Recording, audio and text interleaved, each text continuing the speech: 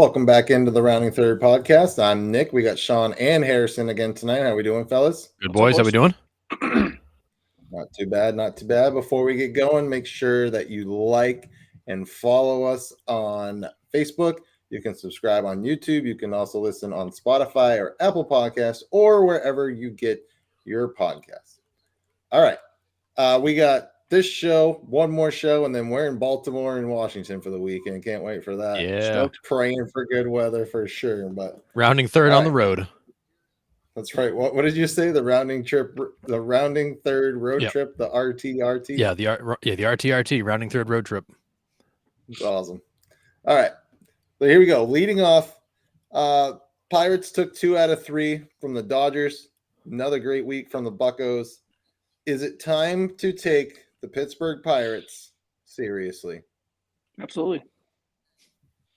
I mean, I think we talked about them. I think it was last week, and it's the way that they're winning these games is I think more impressive than what the actual record is at this point. Right? It's a month in. I mean, it's a 162 game season. They played 30 games, right. 29 games. So there's a lot of baseball left, to be sure, but these are not fluky wins. Like I know we're going to talk about Miami in a second. Miami's in second place. They're 3 games over 500, and they have a negative 35 run differential. Yep. Like that's not something that you can keep up, a negative 35 run differential, and win, go 16-13. It's not sustainable. That's right. Not something that you're going to be able to keep up for a full season. The Pittsburgh Pirates lead the National League in runs scored. So 4th in all of baseball, but number 1 in the National League. They're getting really good contributions from their starting pitchers. They have an absolute weapon as a closer in Bednar. Like, if you get to the 8th or 9th and you are behind, just go home, because you're not going to get many opportunities to come back and beat them. It's impressive. I hate that they're doing it without O'Neal Cruz, because he makes them that much more fun to watch. But that team, to me, real deal. Absolutely a real deal. I think they're a little ahead of schedule. I think with where the National League is, I mean, you look at a team like the Braves, a team like the Dodgers, a team like the Brewers in their division. I certainly don't think the Pirates are going to win the division when it's all said and done, but they're not a fluke. This is a team that as long as they stay relatively healthy, they're going to be in the thick of it through September, I think. Yeah, and I think you hit it like right on the head. Is like, they also don't beat themselves. Yeah. They're not making silly mistakes. They're pitching well. They're not putting batters on. They're not giving the free passes. They're not committing errors. They're not booting the ball all over the field. Right. They go out, they play ball, they get back in the dugout, they hit, they score runs, as you just said. Again, it's a 30-game sample size, but they are fun to watch. I've been watching them along with, I know I've been high on them the last 2 or 3 weeks, but the Diamondbacks, yep. Like they kind of are like the same-ish teams, the way they're built. Yeah, I mean, except for the Diamondbacks lack the starting pitching, but I can get to them later. But the Pirates are good. But I think you're right, Sean. I think they're a little bit ahead of schedule. It's exciting because the Pirates have been so bad for so long, especially with our generation. Other than the wild card teams that made a little bit of run there when McCutchen first came up, the Pirates haven't been good. Haven't been good for a while. So it's cool to see them towards the top of the division. Yeah. Oh, absolutely. And I just think, to put my final piece on it as an example, somebody like Brian Hayes. Talk about how they're not beating themselves. They have they're playing good defense, not giving teams 4 outs instead of 3. I'd love to know what the numbers to hammer down on the numbers. If you give a team an extra out, like your win odds just plummet. I mean, major league lineups are too good. The hitters are too good. If you give them an extra out, your likelihood of you winning is going to go down the tubes. And that's what we got so used to seeing from the Pittsburgh Pirates for so long. A guy like Brian Hayes, him alone, defense at third base is worth tuning in and watching. And I know I said it last week, but he is unreal defensively. And he's just kind of an example of what that team has been able to do in the first month of the year. And I think they're legit. I think they're legit. So, Yeah. And we talked about them last week. Nick gave us the top 5 records in baseball, went down the list, and we said the Pirates were pretenders in terms of, they're not necessarily going to be there in the end. But this is a team that I thought would be battling for 3rd and 4th place.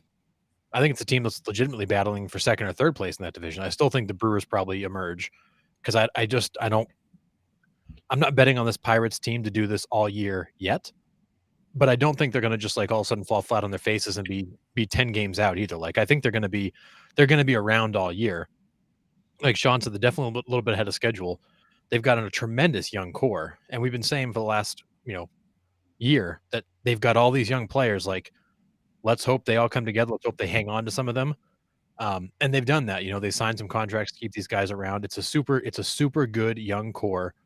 The key pieces are locked in for a little while. They're a little ahead of schedule. But they are a good team. They don't hurt themselves. They don't cost themselves ball games. They play solid fundamental baseball, and solid fundamental baseball doesn't go on long losing streaks. Right. You find a way to win. So I think this team. Do I think they're going to win the division? No. Do I think they're going to make the playoffs? Probably not. But I think they're going to be in it through the end of the season. I think the real test is if or when. I mean, let's face it. Every team gets there. They get to a 4, a 5, a 6-game losing skid. Like, can they pull themselves out of it early, or does it affect them for the long term? Like, are they one of those teams that can turn the page and then turn it right back on, or is it they just kind of fall off the ledge and then that's that?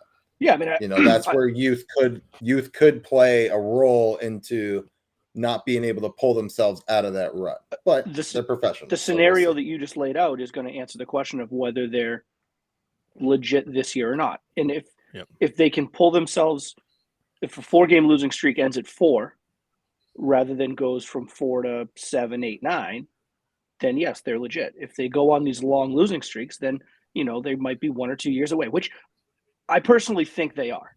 I don't think they're quite there yet. I think the talent in the National League is not just the talent, but the experience that these teams in the National League have. The teams like the Braves and the teams like the Dodgers and the teams like the Brewers. Experience does certainly matter. I think it would be silly to say that it doesn't. So I'm excited to watch them. They've been fun to watch for the first month, and the more you watch them, the more I'm convinced. I mean, it's a team that has a plus 50 run differential. That's not fluky. No. You have a plus 50 run differential. You're doing a lot of things right. I'm excited to continue to watch them through the summer because I think they're legit. They just play good baseball. And there's part of me that wonders if O'Neal Cruz going down actually has helped them along, because O'Neal Cruz was the exciting, flashy guy. Nobody else on that team plays that way. It's almost like with him out, you've got just like a bunch of like those dirt dog type players that are just doing their thing. You don't have the flash of O'Neal Cruz. The guy is insanely talented, but this team seemed to really lock in when he went down. They did. I didn't. Yeah, I agree. I agree with you. But he's the flashy just because he's like 6'7" and hits the ball like 200 miles an hour and throws it from shortstop at 100. Exit velo. I don't 1,000. I think he. Like the way he plays, at least the way I think he plays a relatively kind of Pittsburgh Pirates style of baseball. Like he's not Jazz Chisholm. Well, right. I was going to say he's Jazz Chisholm in some ways because he does have those athletic abilities and that flash, but he doesn't have the attitude of a Jazz Chisholm. Yeah, like he doesn't have right. I mean, like, listen, anytime someone fields a ground ball and throws it over there at 102, like that's flashy. Like there's nothing he can do about that. That's just the way he plays. Because there's a lightning bolt behind it. The guy's thunderclap when the ball comes out. Outrageous, but yeah, So, when he comes back, he's only going to add to them when he comes back. Oh, for sure. Speaking of the Pirates, Drew Maggi gets his first hit amazing. After 13 years being in the minors. Dude, both teams came out of the dugout and like standing ovation. Like it's so cool. And that's why, like, I mean, I'm a big sports guy, but that's why baseball beats all, dude. I don't care. A moment like that, grinding your ass off for 13 years in the minors, being like, I don't have a shot. And then he gets his first major league hit. Dude got optioned back down to Double-A Altoona after that game. and it doesn't matter. He's a big leaguer. He recorded a major He's league in the hit, history dude. books. I was just waiting. I was Absolutely. friggin' waiting Just for the awesome. umpire to call like a pitch clock violation or something on the next batter and call a strike while they were trying to give the guy a minute to Yeah. take it in. That would have been so Right. MLB to screw that up.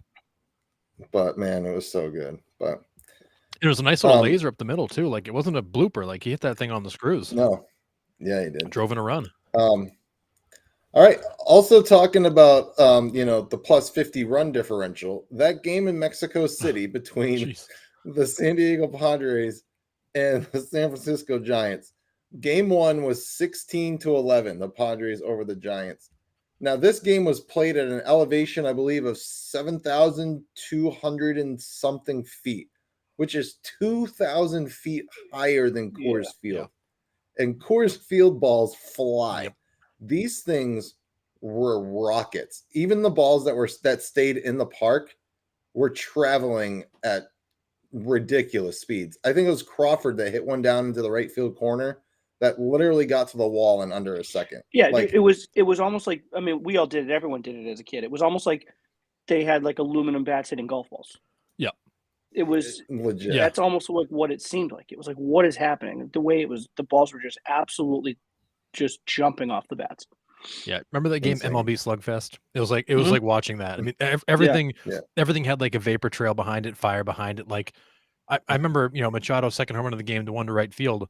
It looked like a pop fly, and the thing just kept going and going and going. The outfielder keeps looking like I shouldn't be running anymore, and it carried out. It was crazy. But yeah, I love the analogy of aluminum bats and golf balls because that everything jumped off the bat. Yeah. 27 runs, 30 hits, 11 home runs, 4 instances of back-to-back home runs, 72 total bases in that one game. God. That one game, game 1. Yeah. And then game 2, 4 home runs. Yeah. But it was still, a 6-4 game though. Still. I think the over/under was like 72 for game 2, and they scored 10 runs. They all joking aside, they set it at 20, it at right? 20 and a half is what they set it at. Yeah. Which was the highest the first ever, the first obviously. game they set it at 15 and a half, and I took the over. It was the easiest over bet of all time. Yep. But I wasn't touching 20 and a half. That was crazy. That's nuts.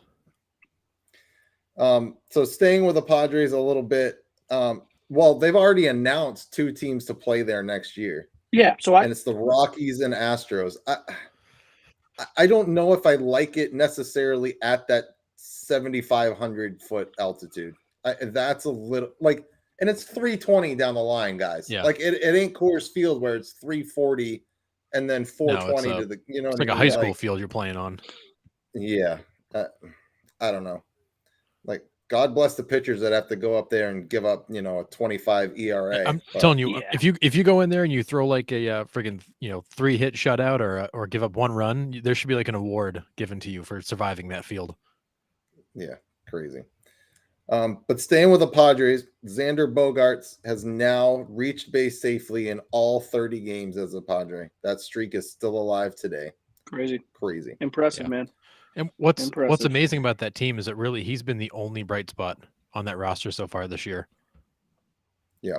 If not for him, I don't know where they'd be. Yeah, certainly the consistency. Yeah. For sure. It's been tough. I've watched a lot of those games. First of all, because I love listening to Donnie Orsillo. I miss him. But secondly, that team fascinates me because they should be so much better than they've played. And Soto, Soto went yard in Mexico, but so did everybody.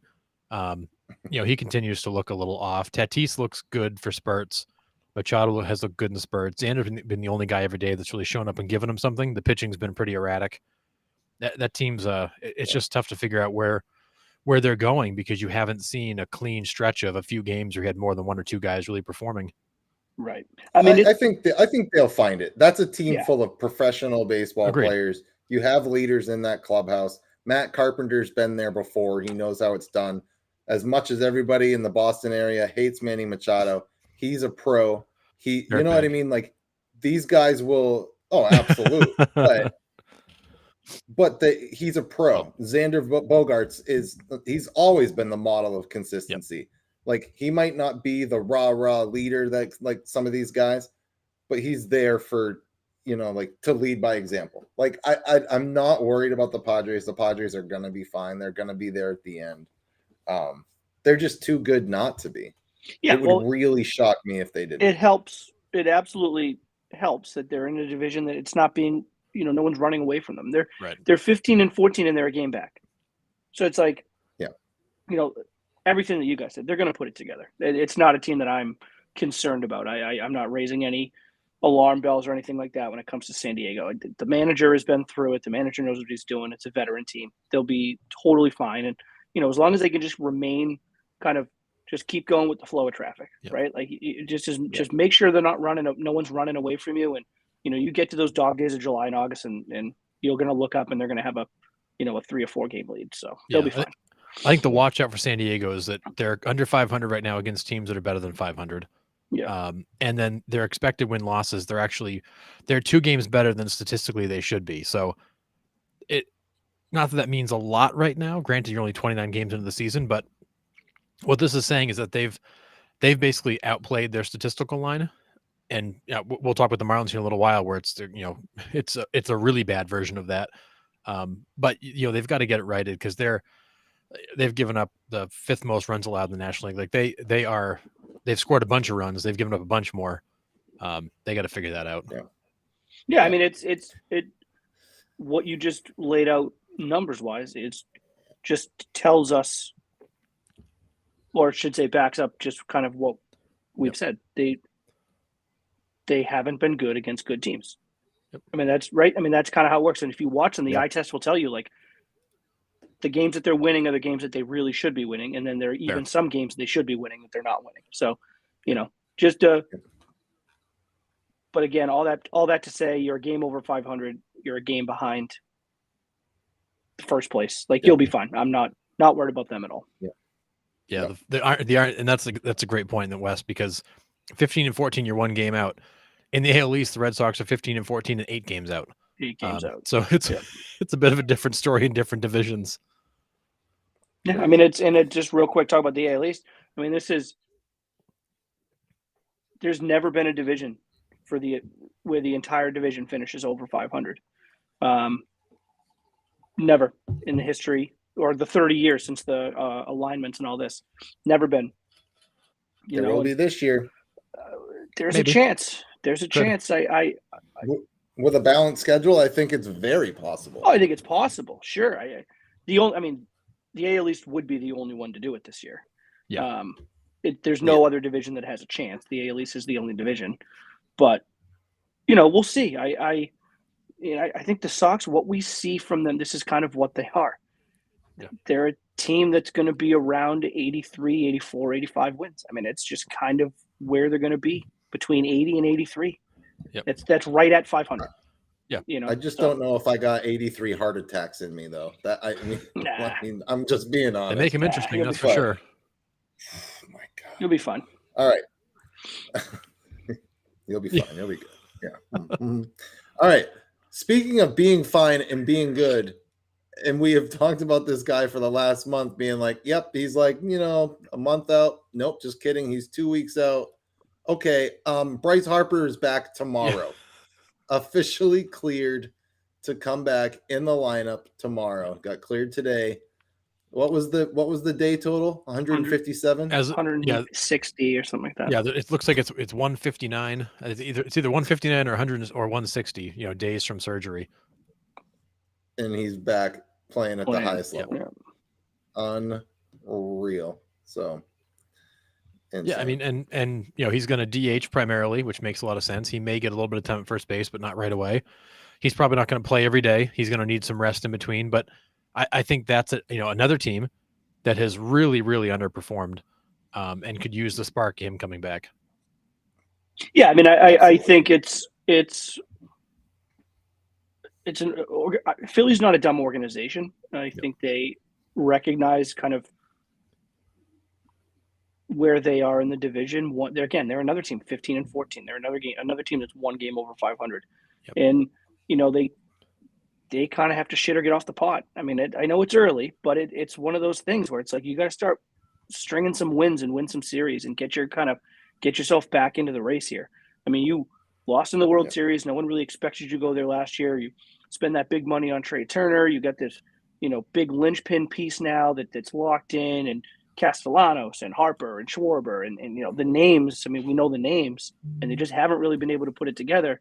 And unlike San Diego, they kind of have to start making some moves now. They don't really have the luxury of playing 500 ball until July because they're going to find themselves out of it. So, I'm sure all that played a role. I'm sure Harper wanted to come back, and he's a team leader inside the locker room and out. And I mean, he kind of sets the tone for that team. We saw that in the postseason last year. So it's going to be interesting. I'm interested to see what happens because as good as he is, he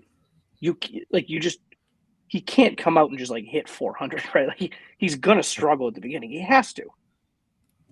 Oh, yeah. He has to. So I'm interested in how that whole dynamic is going to play out. Yeah, it'll be interesting to see for sure. But, all right, fifth inning, we're going to go over the favorite matchups of last week. Already mentioned it. The Pirates taking 2 out of 3 over the Dodgers was a pretty big one. I said it last week, like that's going to be a big test for them. Also, the upcoming series, I'll get to them as well. But Marlins swept the Cubs. So Marlins went into Chicago, took care of business there. Marlins had a decent week overall. I think they lost 2 out of 3 out of Atlanta at the beginning of the week, then kind of turned it around and swept the Cubs. So, all right, let's dive right into those, those great Miami Marlins and that run differential. And how this is not sustainable. Yeah, so before we went on, we were talking about the Miami Marlins because I've been watching them and I keep shaking my head because it makes no sense. So Miami Marlins so far this year, this is before tonight's games, they've scored the 5th fewest runs in baseball. They're at 99 runs scored. They've given up 134 runs, so minus 35 run differential. Their expected win-loss record statistically is 11-18. So they have played. They're a 35 run, minus 35 run differential, and they've played 5 games better than their stats would indicate they have. That is not a trend you can outrun for very long. Because what it's telling us is that record is very much a fluke in the sense of they've not played to that level. They've gotten some things that have gone their way. It's a team that does not hit very well, which blows me away because you've got Luis Arraez hitting 900 with a 12 million on base percentage. Like he's joking legit. Aside, he's legit the best hitter in the league. All joking aside, no, hands down. All joking aside, his batting average is .438. Yeah, it's insane. The guy doesn't get out. .438. He is the best hitter in Major League Baseball right now. And I don't even think it's close. No. Honestly. All around, yeah. How do you argue against it? Not even hard to argue. So you got a guy in Arraez who's carried that offense. The offense is not terribly good. Jazz Chisholm hasn't been great. They've really gotten very little production out of most of the other positions on the field. And they're pitching, even with the young arms they've got, and a guy like Alcantara at the top of that rotation, their pitching's also not been very good. Their bullpen's not been very good. Their starters have not been very good. They're clearly missing Pablo Lopez in that rotation because you get past Sandy Alcantara, you don't have much. You've got some young guys who are figuring it out, but you don't have that true number 2. And it's a team right now that on the standings looks good, but statistically, it can't last. That something's going to give. They're either going to start to, as Sean always says, water's going to find its level.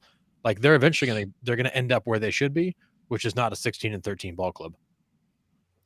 However, to put like a positive spin on that, like you're not playing the best baseball and you're still winning ball games. Absolutely. Yeah, you're losing your occasional one 16 to -8. Yeah. That's how they're getting their negative run differential. Yeah. But it's also telling you that maybe they are winning some close games here and there. They are putting together some at-bats and you know what I mean? It's just when they lose, they decide to lose. Right. Lose. Yeah. Like, No. Not just lose by a little. Right. I mean, that's how you get the bad run differential with a winning record. But what it tells you is this is not like the NFL. You play 16, 17, play 17 games now, right? Like you can be a team that, hey, like this year, like we're just really good in one possession games. And we've lost 5 games and each loss is by 20 plus. But if it's a 1-score game, we're in it.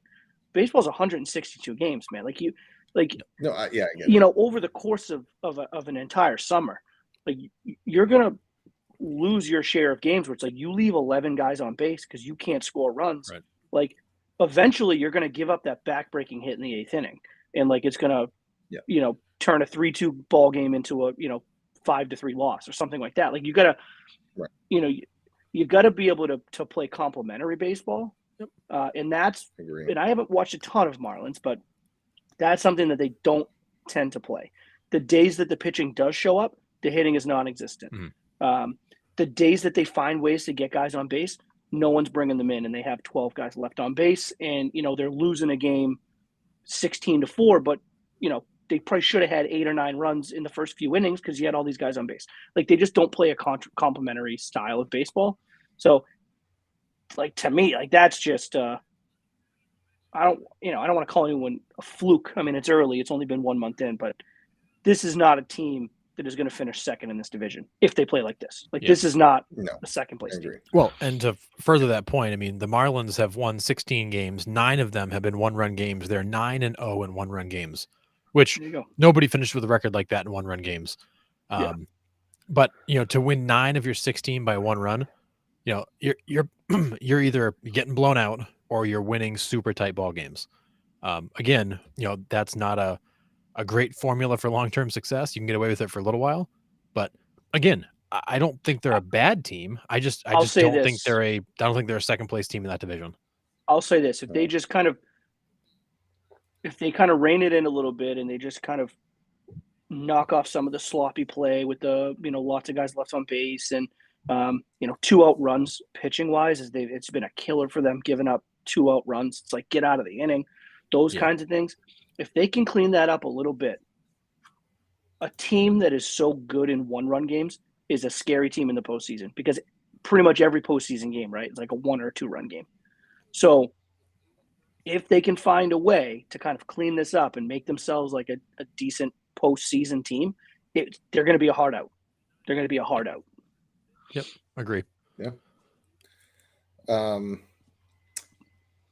Then I also have for my series of the week, the Diamondbacks won both of their series. Yeah, they played the Royals and the Rockies, but games you got to win. You got to win. Man, oh man, I love watching that team. That team is a lot of fun to watch. I don't know what it is about them but I'm hooked. Like every night before I go to bed, I'm like, oh, got to turn on the Snakes, see how they're doing. Like I'm hooked on them right now. They're fun to watch, and I think it kind of eases some of the stress from watching the Red Sox earlier in the night. It just kind of lets me settle down into bed and watch some good baseball. But they've been playing really well. They got some key offensive guys in that lineup. Their pitching's not great, except for Zach Gallen. Every time he goes out, he's 7 innings, no runs, 11 Ks. Like that dude's been dealing. They have some great arms in the bullpen. Joe Mantiply is nasty from the left side. I mean, they're young and upcoming, and they're not fluky. I think being near the top right now, they can compete with the Dodgers and the Padres for sure. Right now, I think they're good. Yeah, I mean, we'll see. I mean, it's going to be one of those. You're going to rely a lot throughout the course of the summer on Corbin Carroll and Christian Walker, and it's going to be, these guys are going to have to be in the spotlight. On the major league level, it's going to be all on them. Yep. Again, like we talk about with the Dodgers and the Padres, like they have a roster full of guys that have done it before. Arizona hasn't. Not that that's a knock against them. It just gives me a little bit of pause. It's like, all right, well, when the Padres do inevitably turn it on, what's the answer from the Diamondbacks? Like, right. When San Diego wins 12 out of 15, what's Arizona doing? Are they winning 10 out of 15 and keeping it right there, or are they, winning 7 out of 15? Yeah, right. So I mean, those are just questions that I'm interested to watch, because I picked Lavello. I can never pronounce his name correctly, but I picked him to be manager. I picked him to be manager of the year. I do think the team is good, and I think they'll be there somewhat in the end. So it's just going to be, because again, the Dodgers and the Padres are going to turn it on at some point. Yeah, agree. How about you guys? Do you have any series that you watched that you were like, yeah, that was it? I mean, honestly, dude, Cincinnati sweeping the Texas Rangers was impressive, but also kind of like more of just like What the an hell happened? ugly thing to watch from the Texas Rangers side. But I mean, it was just not expected. So kind of from an interesting point of view. I think the Sox. I watched a good amount of the Sox against Cleveland. That was Cleveland. I mean, Cleveland was a playoff team last year. We all picked them to be in the playoffs this year. That division is atrocious so far in the first month of the season. I mean, So bad. absolutely atrocious. So they've been disappointing. I mean, they're a team that we use the 100 runs. They barely have 100. Like you said, the Marlins have 99. I think I saw they have like 103 or 101 or something. Like they barely scratched that threshold. So, they're not that much better. They have 13 team home runs. Yeah, 13. it's so bad. Yeah. I mean, that was the thing last year, right? Was the lack of power. And Josh Bell was supposed to. I mean, it's early. Again, it's 1 month into the season, but there hasn't been much of an improvement on that level of it. But again, No. it's an experienced team with a really good Hall of Fame manager, and the Sox just go on their merry way, winning series. I mean, the Sox have lost 3 series this year: a sweep by the Pirates, a sweep by the Tampa Bay Rays, and then they lost to Orioles, who happen to be the 3 best records in baseball right now. Yeah. So, to me, for the way the series had played out, to win game 1, lose game 2, and then the Sox is kind of what they do. They go into kind of the rubber game of every series with a chance to win the game, win the series, and they've been able to do that pretty consistently through the first month. So that's been a good kind of encouraging thing for me to watch. Yeah. I'm not going to touch on my buddy, but you guys all know how I stand with him. We do. I just don't get the high leverage situations with him. Like if you need him to eat innings, eat innings. But the high leverage stuff kills me. We have Schreiber there. We have Jansen there. Anyways, moving on. How about you? Bring anybody but him in, I think is what we're getting at. Yeah. I mean, if you're down by 5 or up by 5, sure. Bring him in, get us a couple innings. That's fine. But I don't understand the high leverage stuff with him when it's just going to be a coin flip every time. Yep. So yeah, I don't disagree. I watched a decent amount of Minnesota Twins last week. Sonny Gray is legit. That guy is he is very good. Dealing. Yeah, I mean they lost 2 out of 3 to the Yankees. They were competitive. They beat up on the Royals, which they should have. Minnesota's an interesting team. It's a lot of they remind me a lot of the Pirates in the sense that they grind out a lot of at bats. They play pretty good defense. They pitch pretty well. Like they do everything well enough. Like they don't really blow you away in any category or any side of the ball. They do everything kind of well enough. Good teams are going to have their way with them. Middle of the pack, bottom teams are not. But I enjoyed watching Sonny Gray pitch. He was very, very entertaining. The guy he just pumps the strike zone the whole game. And then I also watched a little bit of the Rays and White Sox. And I watched that game where Lance Lynn goes into the 7th inning with a friggin' no-hitter. And the Rays scored 10 in the inning and blow the game wide open. Like that Rays team is they don't quit. They grind out every at bat, and somebody, and it's usually Rosarino who had a 3-run home run in that inning. Somebody puts the dagger into everybody they play, and the pitching doesn't let up even when they're losing. They just keep grinding out at bats. They're I don't know who honestly in the 7-game series right now could beat them. Because you never know who's going to get them. The Florida Panthers, yeah, maybe. But it was they absolutely dismantled the White Sox, and it wasn't even pretty. And I feel bad for the manager, and I'm blanking on his name of the White Sox. Grifol. Thank you. Grifol, yeah, how you pronounce great it, story, but that team is a mess. I don't think he's done a very good job managing that ball club. He made some really odd decisions in that series that I watched. But again, he's not working with a lot either. I disagree. On paper, that's a talented team. It's a team that has enough talent to where they should be competitive against most teams in Major League Baseball. I would say I'm not saying that that's a roster that should go into Tampa and take 3 out of 4, but it's a roster that should be competitive against 90% of the league. And I didn't watch a ton of that particular series, but the highlights that I saw, first batter of the game, Luis Robert, grounding out to the pitcher, and not even like. Yep. I mean, that is so bad, and I have no idea if Grifol addressed it afterwards in Well, the he benched media. him. I'm sure. Yeah, I was gonna say I'm sure he addressed it with the player Yeah. individual, but that's the kind of thing that you can't allow to go through the locker room. Like Yeah. that has to be nipped in the bud immediately, and it just goes to show kind of the culture that they have there, and that can't fly, man. I mean, it was April. It's not even May. I mean, today's May. This was a game in April, and you've already given up. First batter of the game, you don't like the result of your bat. Like Yep. that is so bad. And you know, I a guy like that, man. I mean, like I know he's got the talent, and I know he's got the kind of the expectations on him. That's a guy like you can't have a guys like that in the locker room and expect to be a No. winning ball club. So No, and I don't we, think the talent is necessarily their issue. I question who the leaders are. I question kind of the like who's taking the reins, who's leading these guys on the field, who's making sure they do things the right way. I don't see anyone. I don't see that in Chicago. Yeah, no, and like you even look in the dugout, like somebody hits a home run and it's quiet, it's muted.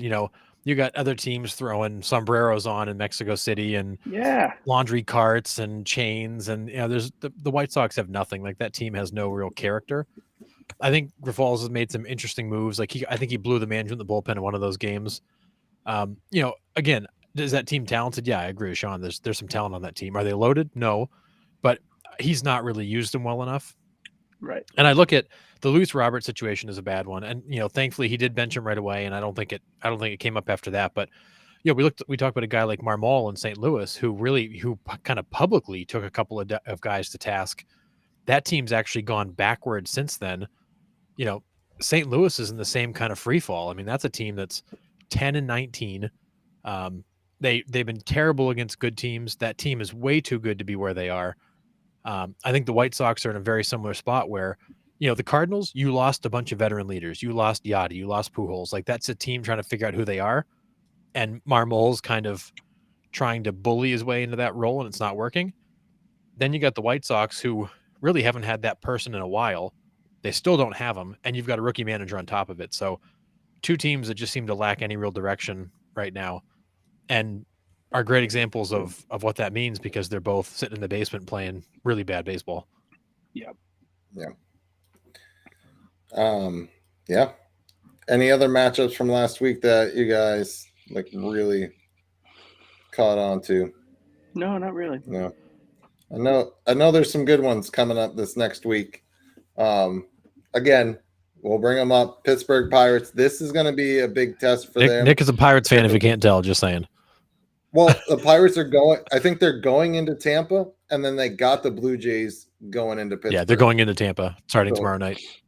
So this is like I thought the Dodgers were going to be a test, but you're going to get two pretty. I mean, obviously the Tampa Bay Rays are the Tampa Bay Rays. Yep. That's going to be a tough series for them. And then the Blue Jays are no slouch either. So let's see how they handle both those teams this week. And then they head into Baltimore when we're down there. Right. So I mean that's a tough stretch for them. Yeah, you're going to learn a lot about the Pirates in the next 2 weeks because they do have they probably have one of their toughest stretches of the season coming up, and you'll see what that team really is.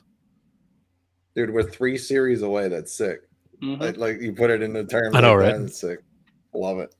I also got Angels and Cardinals, so kind of a lot of star power in that series with Trout, Ohtani, Goldschmidt. I mean, I know the standings really don't show that that's a really great matchup per se, but just the amount of stars that are going to be in that series is kind of intriguing for me. And then out west, Dodgers Padres is what I got. I mean, any NL West matchup with those two, like we were saying, Dodgers Giants, Padres Giants, Dodgers Padres. Yep. Are going to be good series. So those were the kind of the ones that I had keyed off. Yeah. What looks good upcoming for you guys? Those are good ones. I think you got the Blue Jays and the Red Sox right now. Kind of figuring out who the Red Sox are. You've got Atlanta and Miami. Miami handled them and Atlanta's not been handled really by anybody. So that'll be interesting to see too. I think Philly, LA is another one. Bryce Harper coming back just kind of Yeah. adds to that. Two kind of, Yeah. two teams that I think at the beginning of the year you were expecting to, be kind of top dogs in the National League. Yep. What else are we looking at here? Let's see. We got Yankees Tampa Your- later in the week. That'll be good too. Your Diamondbacks, Nick. They got they're going to Texas. Texas, Yeah. even with that little skirmish in Cincinnati. I mean, it's still a team that has 17 wins. So I mean, that is they're a good team. That's a good club. That'll be a good kind of matchup for Arizona to head out there. Yeah. Oh, and Houston at Seattle at the end of the week. That'll be good too. End of the week. Yep. Gotcha. That Seattle team is trying to. They've shown some spurts, but they've shown who they can be. They've not done it consistently, but there's too much talent on that team for them to continue to be 4 games under 500. Like they're going to have to figure it out. And for the most part, Seattle's 4-11 against teams over 500 so far this year. They've played terribly against good teams. They need to get some wins against good teams and build up some confidence because that team is too good to be where they're sitting. Yeah, agree.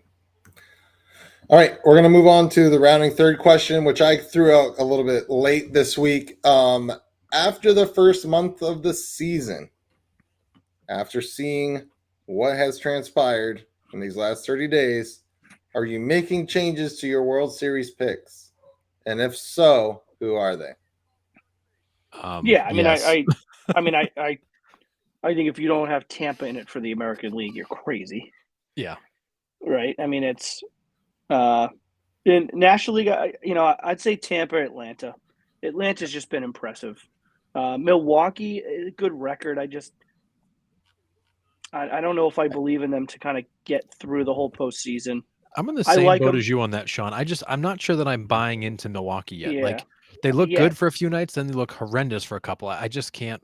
Which is baseball, and I is. get. I totally understand that we're being a bit nitpicky on that because, the idea is you want to build your team to win a 7-game series, and they're certainly built for that. Like on paper, the talent-wise, the pitching, their ability to go up and down the lineup. I don't know. They haven't really put it together yet fully this year. At least I don't know. It's weird. I know I'm not really making a ton of sense, but they just leave a little bit to be desired for me. Milwaukee does. Great. So I'll go with Tampa and Atlanta.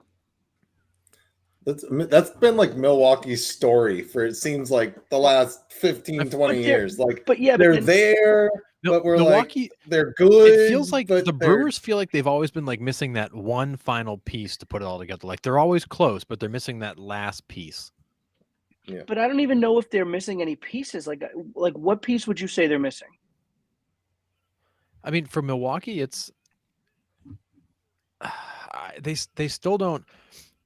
Power. I say they still don't have that one guy in the lineup that like you plan around. Like you had a bunch of guys that are good hitters. You don't have that one guy in the lineup that like changes the dynamic of how you approach them. That's I think that's been their case for a long, long time. Like Prince Fielder was that guy for a little while. Ryan Braun was that guy for a little while. They've lacked that. Yelich at first. Yeah, but Yelich is hurt so much that you can't get the consistency. Like when you look at that lineup, it's a bunch of guys who are good hitters, but like there's nobody in that lineup you say, okay, don't let that guy beat you. There's no Rafi Devers in that lineup. There's no Mike Trout in that lineup. Like they don't have that guy that changes how you approach them. They just have a bunch of guys who can hit, and thankfully for them, they've had a lot of times they trade off. Like it's somebody for a couple of days and somebody else for a couple of days, and they're balanced, but they don't. There's not the one guy you go, man, I can't let that guy beat me. No, that's fair. Dude, I'll give you that. When Rowdy Tellez gets into a ball, man, that boy gets into a ball, man. Boy, if Milwaukee only played the Red Sox, then Rowdy Tellez is that guy. Did you guys see that when he? Yes. It's like 19% of his career home runs have come against the Red Sox. It's like some stupid number like that. He's played him in like 1% of his games. Like it's insanity. What? It's so bizarre. Crazy. But I think to your point, Sean, even if they had like that thumper in the middle, like there's something about that team. They've always been like close, but not quite there. Yeah. Yeah. How are the for sure. Brewers? They're good. Yeah, it's I like guess they're good-ish. No, know, they're every- good. I every mean, year. I would even say they're good. I would say like, how are the Brewers? The Brewers are good. Show me you can do it in the postseason. Like that would Yeah. be my thing with the Brewers. Just Yeah, show me that you 100%. can Yeah. do it when it matters. Show me that 100%. you can win a division race down the stretch. Show me that once you've done that, you can then go into the postseason and be the team you're supposed to be. It's the reason why it's the reason why for this question I don't have Pittsburgh with 20 wins Right. coming out of the National League, because just show me you can do it, and then I will believe in you. But Yeah. right now, I Yeah. believe in the Braves. it's Right now, the Braves it's are a almost team I like believe in.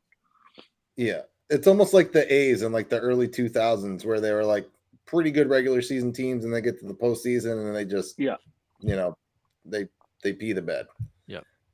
So kind of the same way with the Brewers at this point. But we got 3 submissions on this question. My father-in-law Dave says it's early, but if they get rid of Brazier, the Red Sox will be there at the end. So the Brazier hate runs deep, huh? Oh yeah, man, it's a family affair for sure. It's Jim honestly, Britt it's says- not Brazier. I feel like they use him in the wrong spots. Alex Cora loves to bring him into situations that a guy like that should never be in.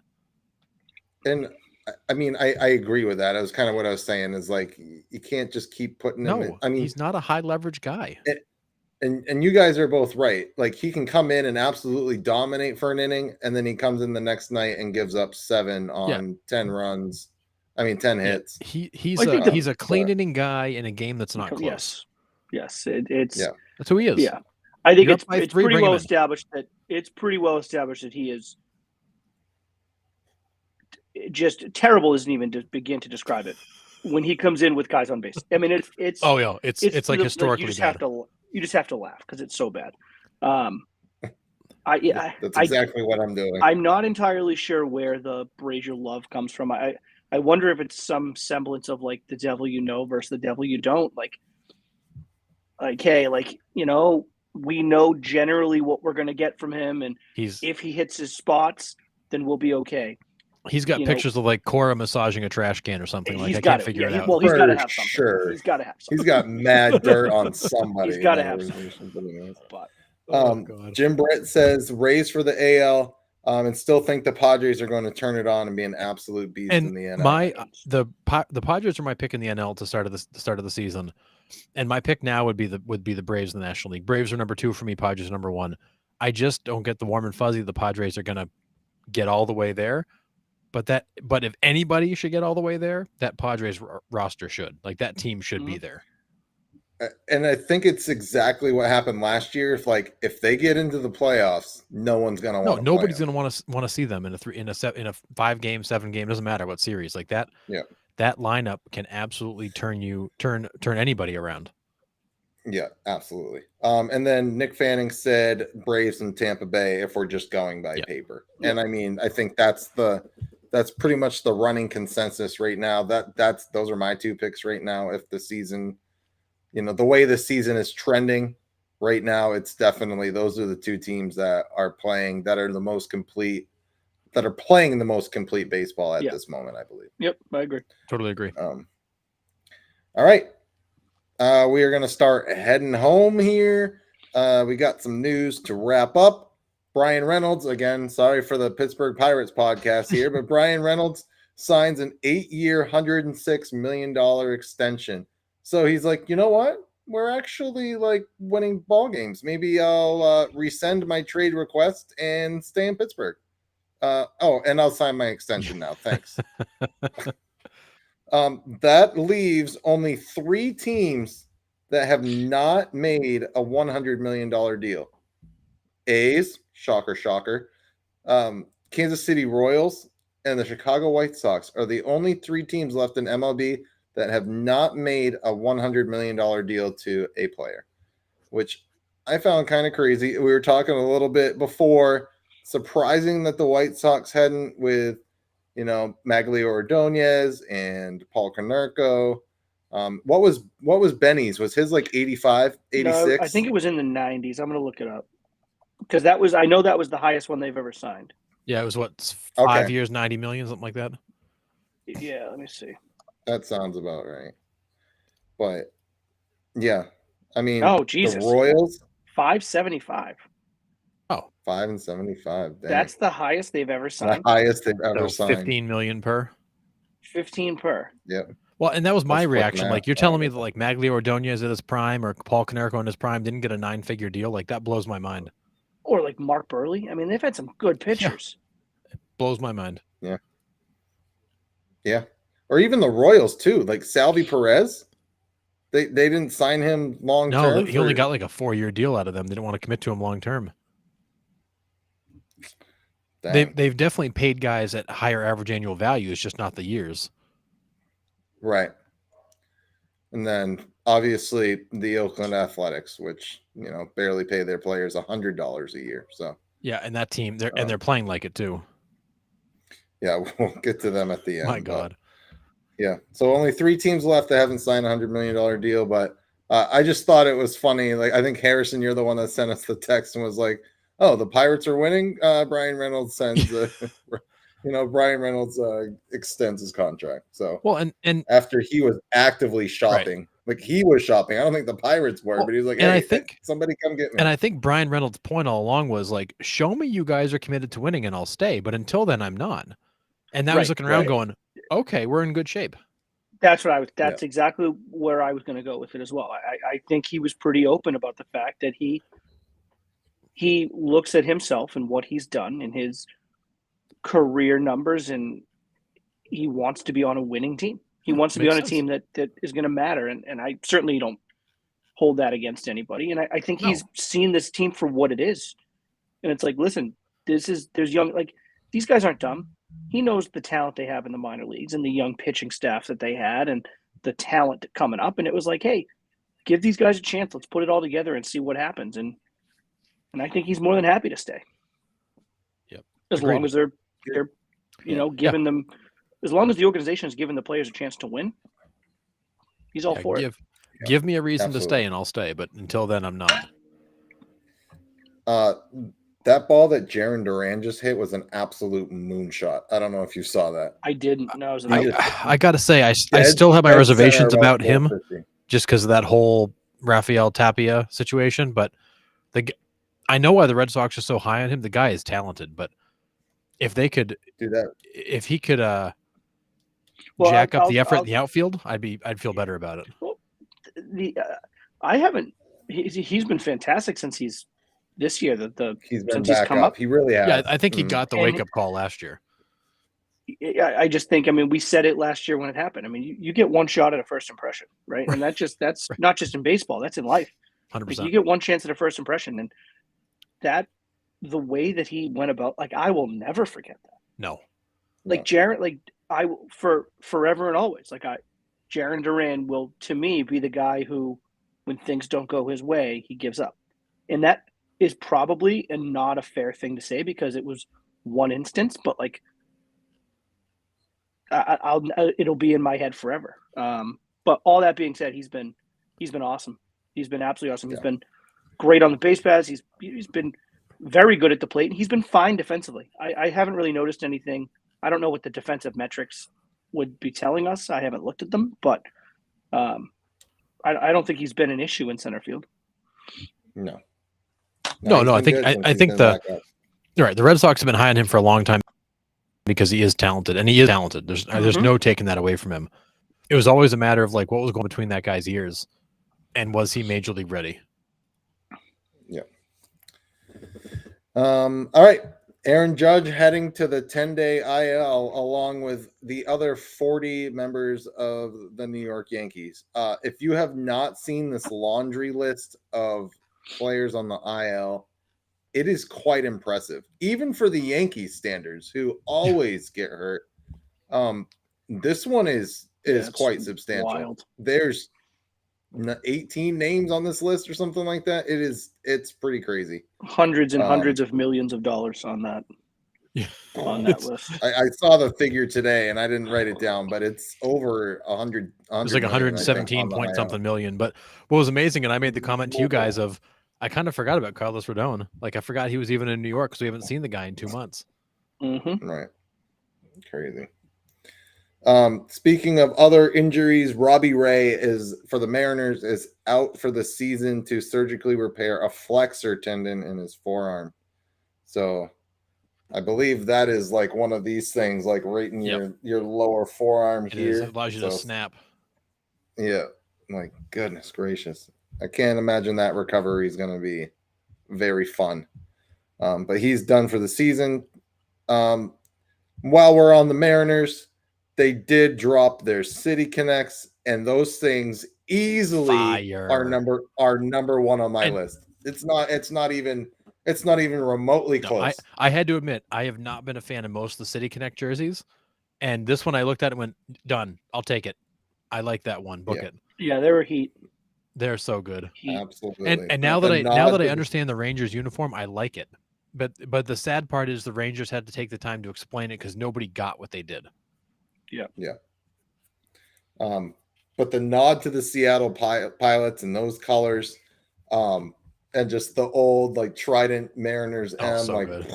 love it. I love that Julio Rodriguez The home run Trident brought in the Trident, the home Love run it. Trident. It's so great. And then the last thing I have, obviously I got to end the podcast with some another MLB record by yours truly, the Oakland Athletics. They're the first team in Major League history to lose 23 games before May, and their overall record is 5-23. Yeah, Like, it's you have to- embarrassingly bad. It really is, because like you can accidentally win more than 5 games. Like, you put a little league team out there and they can probably accidentally You would think. win more than 5 games. And not only that, I- but like the Oakland Athletics. So let's just take a moment here. Oakland Athletics. They are 6-23, a minus 117 run differential. I mean, they've scored 113, given up 230 runs. First team to give up 200 runs this season. Jesus. I mean, I have seen little league teams that are more talented than that A's roster. They are a mess, and I don't know why anybody would pay money to see them play. I just don't. Their team ERA is like almost 8. It is absolutely abysmal. 8 runs a game. 8.03 runs a game they give Yep. up. It's That horrendous. is nuts. There is zero talent on that roster. Name me an Oakland A right now. I can't do it.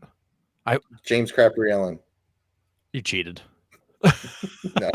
I said it a Ramon couple of weeks Laureano. ago. Those are the But like you Ramon got to think about it, Laureano, right? Like you Ramon. can't just like boom, for athletic name. I can't do it. Yeah, Like I no, got to think yeah, about yeah. Mark Kotz. Wait, he's the manager. That doesn't count. it. Right. We'll count it. Yeah. But yeah, I don't Could know, man. I mean, Could you imagine though, like as Mark Kotze, your first managerial job is this team? I don't know. Like Oh, I get that is I mean, as bad historically as bad as they are, there's still 32 teams or 30 teams, but 30 teams. 30 teams. Yeah, soon to be You're- 32. There will be 30. Right. 30 teams. You're one of 30 to be a Major League Baseball manager. So like it's but I still if I still wouldn't touch that job with a 10-foot pole. Hell no. I mean, like Mark Kotze, forever and always, is now going to have to explain away in future manager interviews Yeah. things that he did with this team. It's like why would you want that? I have to believe that like in future interviews they're gonna be like, oh, you managed the A's, yeah, we're just gonna discard those years and not count them. We're gonna treat you like a new manager because nothing there matters. Or it's going to end up like Don Mattingly, right? Yeah. Mattingly went to the Marlins, and then the only job he's going to be able to get is like a hitting coach or a bench coach because, Right. because the organization was so bad so- that they're not going to give him a look. for There him. are Exactly. currently 4 Exactly. teams in baseball with single digit wins. The Oakland A's are 6-23. The Kansas City Royals are 7-22. The White Sox are 8-21, and the Rockies are 9-20. Now those teams are bad, but the A's are twice as bad statistically as everybody else on that list. God, it's Tough. I don't even know. Like it as I'm shocked they won 6 as games. Right. But I mean, as Las Vegas coming in and being like excited for that franchise to come in, like, are you excited for that franchise to come in? No, but I mean, if I'm Vegas, I'm only excited to come in if that owner is going to commit to actually putting a product on the field. If he's going to keep Right. doing this crap like he's been doing in Oakland, which I know was a lot of it was politics with the city, but unless they made some commitment to actually field a winning team, if I'm Vegas, I'm saying no, go somewhere else. Like I'm not going to give this spot up for a garbage franchise. I want a good team to come here that's going to draw people in, because if you're the city of Las Vegas, what do you want? Tourism. You want people to come in and stay. You want destinations. A 6-23 baseball team is not a destination. Dude, you know Ain't what I nobody would want almost that. do at the, you know what I would almost do at this point if I was the MLB? I would legit, when they're ready to move, just fold the franchise. Just fold it and then have a 3-team expansion draft. Start over. That's how bad they are. I don't know if you could Well, ever you do can't. 'Cause that. you got an owner who paid money for the ball club. But yeah, I mean, in theory, But you know what I but mean? but I Like, think to your point, Nick, when they move to Vegas, it's almost going to be like that. It is a complete restart. The cabinets are bare. There's no talent in the organization. Like, they are starting from ground zero. yeah. So But it'll they're work not that going to way. get that expansion. Well, right, but they're not going to get Right. It won't be the expansion, but it's going to draft feel is- like it because they're starting right. over. Yeah, man. I can't wait for the expansion drafts, because if both those teams come in the same year, like, there's going to be some big names flying around. Yeah. Like, Yeah. for It'll be sure. interesting. It's going to be, yeah. Yeah, I'm right. excited. So right now, as we know, Salt Lake City and Nashville are the 2 front runners for the expansion teams, possibly somewhere in 2026. I know we've said it for the last couple of weeks, but those 2 cities seem like the front runners right now. Yep. Which is kind of cool. So, anything else this week that you fellas got? I got something for you guys. You guys ready to eat some crow? Because I am. Oh, Here we go. All right. Let's So bring it. MLB has measured its changes at the end of the first month of the year. Attendance is up 5% compared to last year. 20 of 30 teams are up in attendance. Well, Oakland A's make The Oakland up A's for are that, so don't worry averaging about it. 11,025 tickets sold per game. That's No, not true. they're not. That's There's not no true. way it's that many. I swear to God, those are the numbers released by MLB. That many? 11,000? Well, that's a seat. Well, That's a stadium that seats like 40,000 people. Like, But here's where they're clever. Read that again, Harrison. the Oakland A's are dead last in attendance at 11,025. You said 11,000. tickets Those are tickets sold, sold. right? Sold. Not attendance. Well, no, Right. sorry. So not This is people. attendance. These are people for the turnstile. Okay. Because I was going to say, I'm sure you have corporate things where tickets are Oh, sold, but people just aren't going to those games. Yeah, and Which is what the Red Sox did during their sellout streak. Right. Right. Which was like a little bit. yeah, exactly. The Dodgers are drawing 48,418 per game. That's the top end. A's are drawing 11,025. So first of all, attendance is up 5% across the board. 20 of 30 teams are up, and the 10 teams that are down, I'm sure we can guess who they are. Tampa Bay Rays. Games are averaging 2 hours and 36 minutes in length, down from 3 hours and 5 minutes. Scoring is up from 9-point runs per game compared to 8.2. I'm sure most of that was driven by friggin' Mexico City, but but so you've got attendance up 5%, scoring's up 10%, stolen bases are up to 1.4 per game from 0.9, and TV viewership is up 63% on the stations that are reporting. Dang. 63%? So we all mocked the clock and said, nah, people that don't watch baseball are going to continue to not watch baseball. There are regional stations reporting close to a 63% increase. Sunday Night Baseball is claiming an overall decline in viewership, but they're arguing that's because of things that's been paired against, because Sunday nights in April tend to have other things. A lot of other things. And honestly, the matchups on Sunday night haven't been that. And I'm glad you said that, intriguing because ESPN said we haven't had a Yankees, Red Sox, Dodgers. We haven't had a top team on our schedule yet. either. Right. Exactly. So ESPN's argument is that's kind of a bad reading because we haven't had like a top tier matchup. But either way, time of game is down, attendance is up, runs are up, stolen bases are up, viewership is up. And MLB is saying, hey, we won. We figured out the formula. Now, I would argue the clock is part of that, but you also have markets like Baltimore and Pittsburgh that haven't been competitive in freaking forever that are drawing people in. But needless to say, whatever's happening, MLB is seeing an increase in overall interest, which, as we always said, we're fans of baseball.